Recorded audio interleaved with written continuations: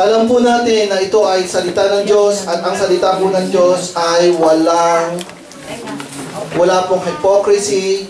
Hindi po natin pwedeng ituring ang salita ng Diyos na salita ng tao. At nakita po natin dito ang iba't ibang klase ng kasalanan na magdadala sa atin sa kamatayan. At sabi rito, kung yung tao na yon na ina-approve niya yung mga bagay na yon, siya ay responsable na siya rin ay paparusahan sa kamatayan. Kaya sa umagang ito, sinasabi ko sa inyong lahat, I never approve any sin. Any of these sinful deeds, I never approve that.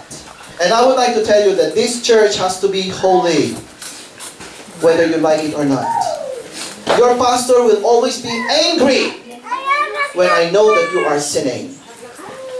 Meron po dito mga umaalis dahil si pastor po laging nagagalit. Ayaw ko na. Kasi si pastor laging galit. Lagi siyang galit. Lagi po ba akong galit?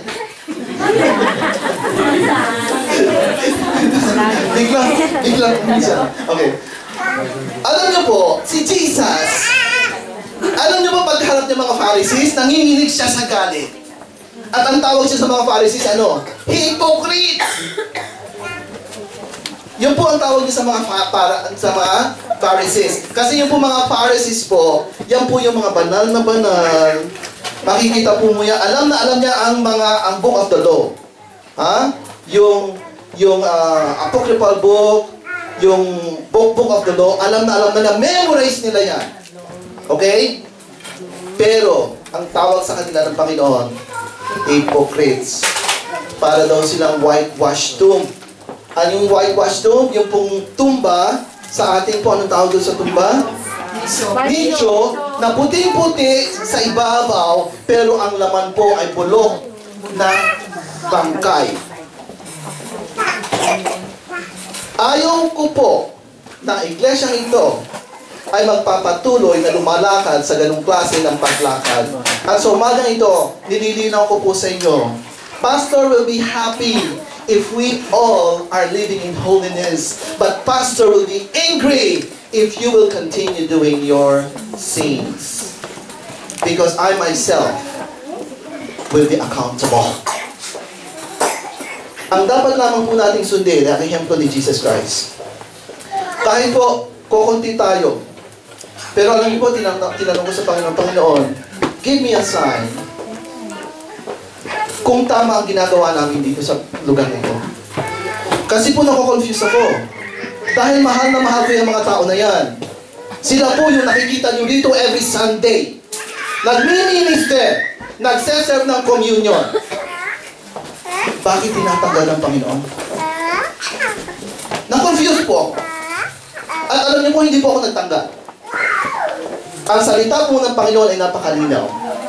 Na sinabi niya, kung hindi nyo paalisin ang mga tao na yan, yung aking gagawin sa kanila, yung maldisyon, yung curse, na ilalagay ko sa kanila, ay mararanasan din ninyo. Natakot po ako. Ayoko po na tayo madamay. So, inutusan kami ng Panginoon paalisin. Maraming nasaktan dito dahil pinalis namin. Sorry po. I have to obey the boss. Hindi po kami. The pastors here are mere servants. Magalit man po kayo sa aming tatlo. Pero ang masusunod po rito ay yung hepe. Sorry to tell you na hindi po kami rito servant ng tao. Sabihin nyo sa amin, ang gagawin nyo, ang gusto nyo mangyari dito sa church na ito, hindi po namin kayo susundin. I'm so sorry. Kahit po mag-alisan kayo isa-isa sa iglesyang ito dahil hindi nasusunod ang gusto nyo, hindi po masusunod ang gusto nyo. Malinaw? Hindi yung gusto nyo ang masusunod. Andito po kami. Naglilingkod kami. Kanino? Sa Panginoon. At kung paano kami naglilingkod sa Panginoon, ganon din po ang bawat isa sa inyo. At yun po ang itinuturo namin sa iglesyang ito. Sapagat tayo po ay nasa huling mga araw na. At hinihiwalay na ng Panginoon ang mga tupa at mga kambing. At kung ikaw ay kambing, magbago ka ng ugali. Dapat maging tupa ka. Kasi yung pong kambing, kunting sagi mo, susuwahin ka. They never accept authority. They never submit to authority. For them, I am the authority. Yung po ang mga kambing. Yung pong mga tupa, ano po yun? Sunod ng sunod yun. Yes sir, sunod ng sunod. Sunod ng sunod. At naliligaw pa. Pag naiwan, naliligaw, nawawala. Alam niyo po, meron sa amin, nagpiprit sa pastor, sabi niya, of all the animals, kinumpir ang church sa mga tupa. Alam niyo ba mga tupa, bobo? Alam niyo mga tupa na wala yung reasoning power? Yan daw dapat tayo maging. Sabi niya, talagang yung sinasabi sa Bible, kung minsan nagre-reklamo ko, kasi gusto ko maging leon. Gusto ko leon. Pero sabi na bakit dapat ka maging tupa. Naintindihan nyo? So kahit ano pong pagpipilit ninyo at gusto nyo maging kambing, hindi po kayo papasa sa langit kasi ang mga kambing po ay kasama po ng mga kaaway ng Panginoon. Pero yung mga tupa, representing humility and submission, na kahit po ano pong gawin ng pastor sa harap, hindi po nila sinasabing, yung pastor na yan, bobo. Walang alam. Kasi hindi ginagawa yung gusto ko. Itong leader na ito, may background music pa. Suspense, ha? Akala ko yung trumpet. Ikaw talaga, sinususpense mo kami. Anyway, kung yun yung trumpet, ready ba kayo? Nako! Nako po! Meron nakapanaginip na mumulot daw ng mga naiwan kasi naiwan sila. Okay, anyway.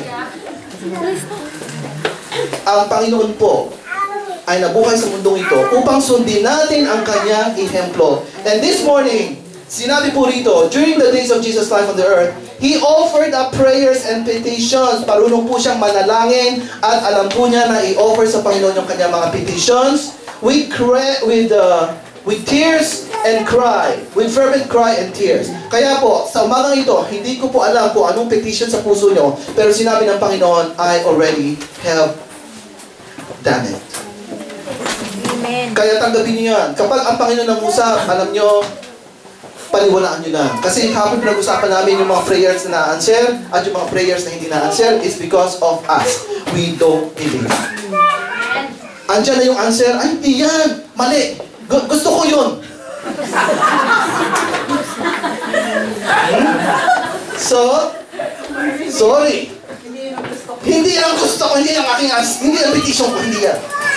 You know, kapag ka umanswer ng Panginoon, pick it because it's the best for you. Amen. It is the best for you. So si Jesus po, example yan. At sabi rito, with reverent submission. Kaya po, matuto po tayo mag-submit sa authority na binigay ng Panginoon sa atin. Dito po sa iglesyang ito, kami po mga pastor, sabihin nyo ng tonto, bobo, o ano man ang sabihin nyo sa amin, kami pong inilagay ng Panginoon na maging pastor sa iglesyang ito. Kaya tatanggapin nyo ang aming mga kahinaan at ang aming mga strength. Amen! Amen ba? Amen! Okay, kung sino dito natutol sa mga pastor, nasabi niyo, pastor, mag-resign ka kasi ako ang papalit. Gusto ko maging pastor kasi bobo ka, hindi ka marunong. Hindi mo sinusunod ang gusto ko. Sinasabi ko sa iyo, magpuntal ka ng sarili mo. Kasi ito ang inuutos ng Panginoon sa amin. Itong klaseng church na ito. Okay? Alam niyo po, itong church na ito, sana mas madami pa ngayon. Pero hindi po namin pwede i-tolerate yung club. Hindi po pwede. Kasi kung gusto nyo humanap ng club, ano mo sinasabing club? Papasok lang kayo sa iglesia, hallelujah. Pag-uwi, kanya-kanyang kabit, kanya-kanya rito banding, na kung sino-sinong kabanding, kanya-kanya silang mga, ayun. Balik uli sa church, hallelujah, sila pa yung leader, hallelujah. Pero pagdating sa piso nila, kung anong ginagawa. Kung ganun po, itong iglesyang ito, matagal na po itong dumami. Kasi mahilig po ito sa outing, bonding. Marami po tayong mga social activities na gustong-gusto ng mga ganong klase ng tao. Pero kahit po na-enjoy natin ang ating fellowship, hindi po rin natin nalilimutan ng holiness. Yung experience po natin sa Gulugo, for me was heaven on earth. Can I hear amen for those who went? Yung po ang pakiramdam pag nasa langit na tayo. Gusto niyo ba yun? Ang sarap, nakikipaglaro ka. Pagkatapos mamaya, meron ng kainan na. Ang mga angels na magseserve tayo doon. Ha? Pagkatapos, balik na naman tayo sa mga bandi. Tapos merong word of God. Na yung mga words of God, hindi lamang words, kundi talagang truth to life na naranasan ng mga kapatid. Yung po ang buhay na gusto ko at yung po ang nagpapatuloy sa iglesia ito. Pinaranasan ng Panginoon yung buhay na yon, yun po yung magpapatuloy. Amen ba? Amen! Amen. Praise God. So, ito po sinasabi ng Panginoon, learn Christ-like obedience. Learn Christ-like obedience which made Him perfect through suffering. Sa pamagitan po ng pagdudusa, siya po ay naging perfecto. Alam niyo po, ang plano ng Panginoon sa ating buhay, maging perfecto tayo. Okay? Sabi niya po, we are told that the captain of our salvation was made perfect through suffering. Therefore, we who are sinful, who are far from being perfect, must not wonder if we are called to pass through sufferings too. Huwag po kayong magtaka kung bakit tayo po'y punong-puno ng problema and sufferings. Nasasuffer po ako pag may nawawala sa grupo. Masakit. Masakit po. Pero dapat lang. Kasi gusto ng Panginoon na perfecto ang kanyang iglesia. Pastor, wala mang iglesia ang perfecto. Wala nga. Pero kapag ang Panginoon kumilos, alam niya kung paano gagawin perfecto ang iglesia niya. Kung alam niyo po yung lagi kong inuulit, yung 10 virgins, yung pong 5 ron, they are foolish. Ito pong mga virgins nila, they are considered the church. Okay? Marami pong iglesia, they are foolish. Why? Because they enjoy their present life now. They do everything they want. They never ever clean their lampara. Meron pong lampara tayo na dapat dilinisin. Kasi yung pong lampara na yan, kapag po puno-puno ng usok yan, yung pong kapanahunan ng mga nagpupunta pa sa mga bukid noon, ngayon wala na, mga iba na. Pero sa bukid po, kapag yung lampara na yan ay maitim na dahil doon sa usok, wala na pong liwanag. So dapat po constant ang paglilinis niyan. Constant, kaya dito sa church na ito, lagi tayo merong constant check-up.